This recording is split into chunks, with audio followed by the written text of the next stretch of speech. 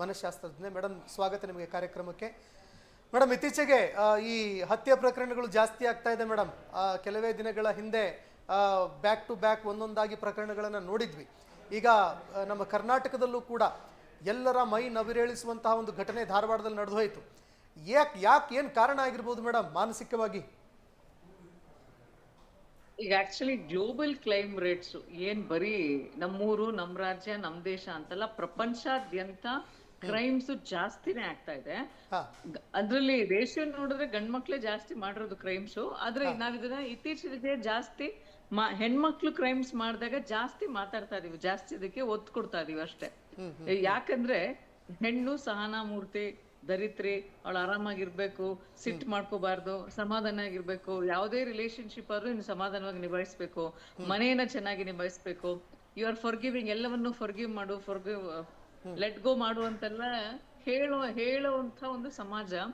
Sudden ಆಗಿ ಈ ತರ ಒಂದು ತಾಯಿ ಮಗುವನ್ನ ಸಾಯಿಸಿರೋದು, ಹೆಂಡತಿ ಗಂಡನನ್ನ ಸಾಯಿಸಿರೋದು ಎಲ್ಲ ನೋಡ್ಬೇಕಾದ್ರೆ ಸಡನ್ ಶಾಕಿಗೆ ಒಳಗಾಗಿದ್ದಾರೆ. ಅಯ್ಯೋ, ಏನು ಹೆಣ್ಮಕ್ಳು ಹಿಂಗ್ ಮಾಡ್ತಾ ಇದಾರೆ ಅಂತ ಹೇಳಿ.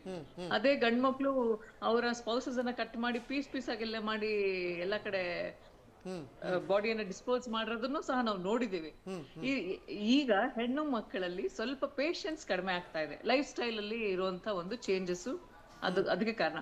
ಆಮೇಲೆ ಅವರೊಬ್ರು ಹೇಳ್ತಾ ಇದ್ರು, ತುಂಬಾ ಚೆನ್ನಾಗಿದ್ ನಮ್ಮ ಪ್ಯಾನಲಿಸ್ಟ್, ಸಮಸ್ಯೆ ಆದ್ರೆ ಹೇಗ್ ಅದನ್ನ ಸಾಲ್ವ್ ಮಾಡ್ಬೇಕು ಅಂತ ಹೇಳ್ಕೊಟ್ಟೇ ಇರಲ್ಲ ಅಂತ ಹೇಳಿ. ಈಗ ತುಂಬಾ ಒತ್ತಡ ಒಳಗಡೆ ಫ್ಯಾಮಿಲಿಯಲ್ಲಿ ಇರ್ತಾರೆ. ಈ ಒಂದು ಸಮಸ್ಯೆಯಿಂದ ಹೊರಗಡೆ ಬರ್ಬೇಕು ಅಂದ್ರೆ ಇದ್ರಲ್ಲಿ ನಾನ್ ಸಾಯ್ಬೇಕು ಇಲ್ಲ ಇನ್ನೊಬ್ಬರನ್ನ ಸಾಯಿಸ್ಬೇಕು ಅನ್ನೋ ಮಟ್ಟದಲ್ಲಿ ಅಷ್ಟೇ ಅವ್ರ ಆಲೋಚನೆ ಇರುತ್ತೆ. Because death is the solution ಅನ್ನೋ ರೀತಿಯಲ್ಲಿ ಅವ್ರು ನೋಡೋದು.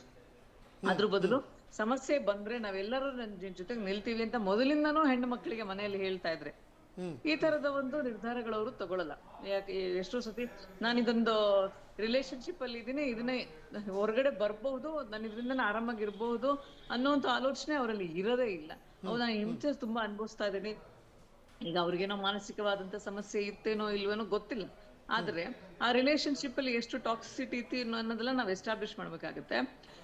ವ್ಯಕ್ತಿಗತವಾಗಿ ಯಾವಾಗ ವ್ಯಕ್ತಿಗೆ ಯಾರು ಮಾತಾಡಕ್ಕೆ ಇಲ್ಲ, ನನ್ನ ಯಾರು ಪ್ರೀತಿ ಮಾಡ್ತಾ ಇಲ್ಲ, ನಾನು ಏನ್ ಹೇಳಿದ್ರು ಯಾರು ಕೇಳಿಸ್ಕೊತಾ ಇಲ್ಲ, ನನಗೆ ತುಂಬಾ ಹಿಂಸೆ ಆಗ್ತಾ ಇದೆ ಅನ್ನೋ ತರ ಫೀಲ್ ಬಂದ್ಬಿಡುತ್ತೆ, ಆವಾಗ ತುಂಬಾ ಡಿಪ್ರೆಷನ್ ಒಳಗಾಗ್ತಾರೆ. ಆವಾಗ ಅವ್ರಿಗೆ ಸರಿ ತಪ್ಪುಗಳ ಆಲೋಚನೆ ತಪ್ಪೋಗುತ್ತೆ. ಆವಾಗ ಕೂತು ತನ್ನ ಸಮಸ್ಯೆನ ಇನ್ನೊಬ್ರಿಗೆ ಹೇಳ್ಕೋಬೇಕು ಅಥವಾ ಹೇಳಿದ್ರು ಅವ್ರು ಅರ್ಥ ಮಾಡ್ಕೋತಾರೆ ಅನ್ನೋದನ್ನ ಆ ವಿವೇಚನೆ ಹೊರಟೋಗಿ ಈ ತರದವಾದಂತ ನೆಗೆಟಿವ್ ಡಿಸಿಷನ್ಸ್ ಗಳನ್ನ ತೆಗೆದುಕೊಂಡು ಇಲ್ಲ ಆತ್ಮಹತ್ಯೆಗಳನ್ನ ಮಾಡ್ಕೋತಾರೆ, ಇಲ್ಲ ಇನ್ನ ಎದುರುಗಡೆ ಇರುವಂತ ವ್ಯಕ್ತಿಗಳನ್ನ ಸಾಯಿಸುವಂತದ್ದು ಇತ್ತೀಚಿನ ದಿನಗಳಲ್ಲಿ ಎಸ್ಪೆಷಲಿ ಲೈಫ್ ಸ್ಟೈಲ್ಗಳಲ್ಲೂ ಆಗ್ತಾ ಇರೋ ಚೇಂಜಸ್ ಇಂದ ಜಾಸ್ತಿ ಆಗ್ತಾ ಇದೆ ಅಂತ ನಾ ಹೇಳೋದು.